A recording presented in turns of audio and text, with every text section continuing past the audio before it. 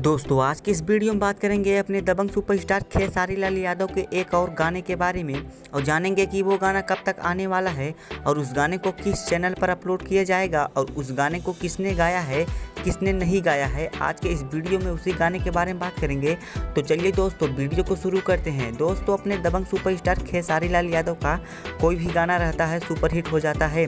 पवन सिंह का गाना हरदम आता रहता है, लेकिन खेसारी लाल यादव का गाना जो है हरदम नहीं आता है, लेकिन जब भी आता है तो उनका गाना जो है बहुत ही सुपरहिट हो जाता है। उसी को देखते हुए अपने दबंग सुपरस्टार खेसारी लाल यादव फिर से एक गाने को लेकर आ रहे हैं और गाना बहुत ही ज़्यादा अच्छा होने वाला है। दोस्तों उस गाने का नाम है धुआं धुआं कैलेबा। जी हाँ दोस्तों, उस गाने का नाम है धुआं धुआं कैलेबा और उस गाने को गाए हैं अपने दबंग superstar trending star Khesari Lal Yadav और प्रियंका सिंह।